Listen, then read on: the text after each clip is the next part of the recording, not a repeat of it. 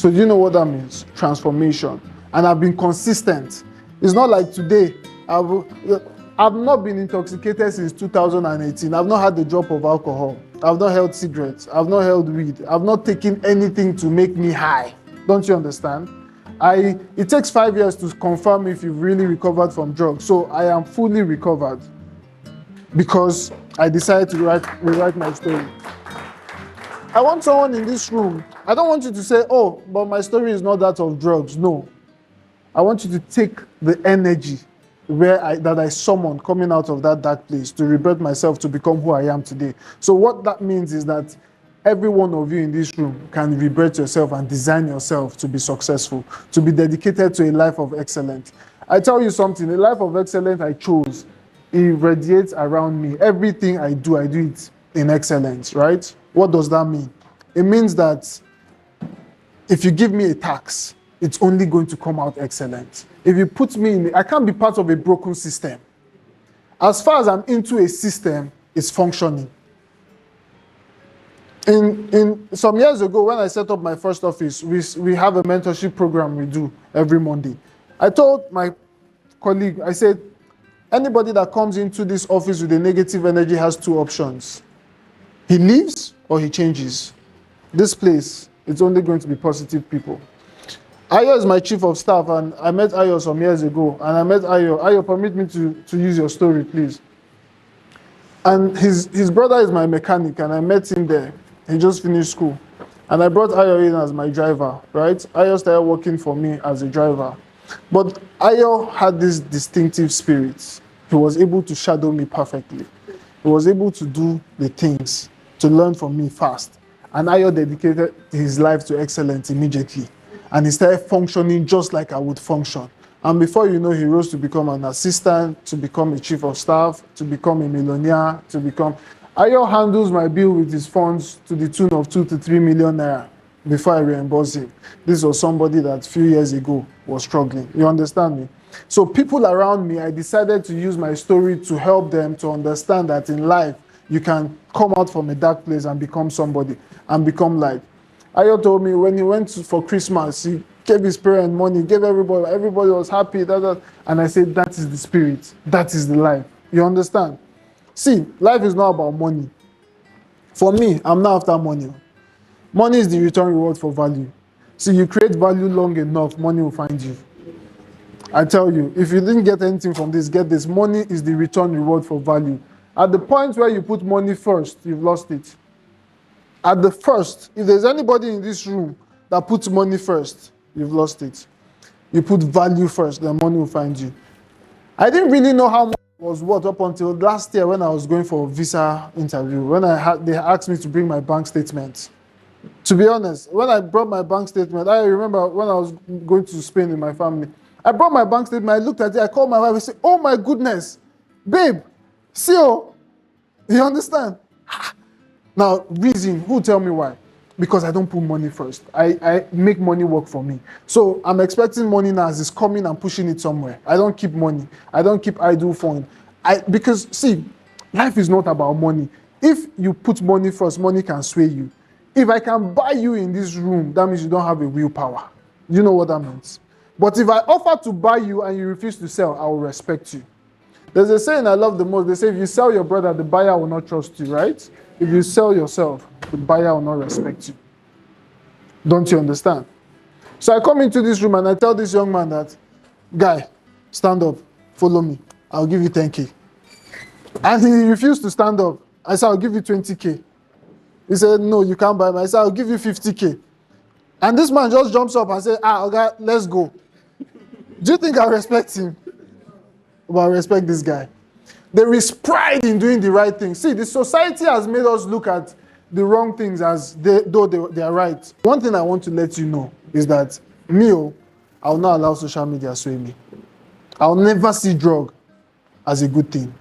I'll never see being rude as a good thing. I'll never see scamming somebody as a good thing. See, we can't live our lives in lying to ourselves. You can lie to people, but never lie to yourself. See, there are healthy ways. In 2012, 2020, before we started going hard in the real estate sector, a friend of mine told me that there is no billionaire that has clean slates, that has clean hands. I argued with him. Recently, I went to meet him. I said, guy, I have clean slate, I have clean hands. Wow. You told me that no billionaire can be clean. He said, you must put your hand into something. Drugs, fraud, menene. I said, no. I don't agree with you. Today, we're doing very well. And I've not gone to police station to write statements. I will tell you for free that I'm not into anything fraudulent. If you bring a deal for me that doesn't align with my morals, I'll reject it. It has happened several times. Ayo is here, Dayo is here, they're all here. They'll bring transactions to the office. Some years ago, when I was the MD of Mubdab Homes, they brought transactions to my office. They brought Amak lands to me that I should come and develop. I said, look, see, this land will bring issues in the future. They said, we can bribe the authorities. I said, what happens if another minister like El-Rufai comes in the future? What happens? Guess what happened? This is the future. This is the posterity. Wike is here. Wike went to that area and demolished everything. I called my guy, I saw it on the news. I said, guy, 3 years ago, if I had taken that project, I would have been suffering now. I would have been in debt. Because I refuse to be swayed. See, a lot of us don't know the place of religion and spirituality in our lives. It gives you guide. It guides you. If you can develop yourself well enough to use the kingdom principle, either as a Muslim or a Christian, to govern your life, there is no failing in it. Because there are things they will bring to you, you will go and consult your God first. That should I take it? Should I take it? You can't be jumping on every opportunity you see. What's that? You don't have class. You don't have standard. Is it everything they give you, you eat? The mindset of a billionaire in China is the same mindset and routine of a billionaire in Africa. Do you know that? Do you know that? Do you understand that it has nothing to do with language, barrier, religion, race, or color? It has to do with principles and lifestyle.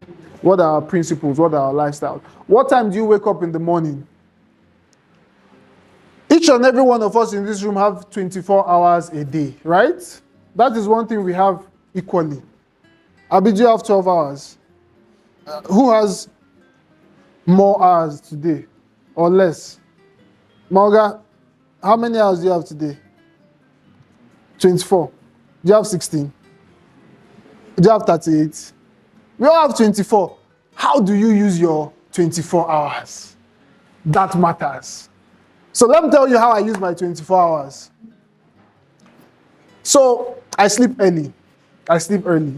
By 10 o'clock, I'm sleeping. I try to get 6 hours of sleep. So if I'm to wake up by 4 a.m., I'm sleeping 10. If I'm to wake up by 3 a.m. to pray, I'm sleeping 9. Depends on when I sleep, right? So days where I sleep 9, I wake up 3 a.m., I pray 3 to 4. 4 o'clock till 5 o'clock, I can press phone. I can just be on my phone, surfing the internet. I can read a book. I can do whatever I want to do, right? From 5 a.m. to 6 a.m., I go to run. After running, I come back home, get ready, play with my kids, take them, drop them off in school. I'm at the office. Ayo, what time do I resume at the office? 8, 7:30 sometimes. What time do you, normally, all the staffs, what time do they resume? At 9 o'clock. So I resume before my staff. Do you know why? I have the policy that says do as I do, not do as I say. Because I use my life as an example. So I resume by 8, and it's not just today I started it, for years now. I resume earlier than my staff. So imagine the people I'm paying salary, I'm resuming earlier than them. What does that tell you? Excellent all the way. You have no right to tell somebody to do better and you're not doing better yourself, you know? That's my own opinion. I don't believe in, oh, go and do this. I believe in showing people how it's being done. So in this room today,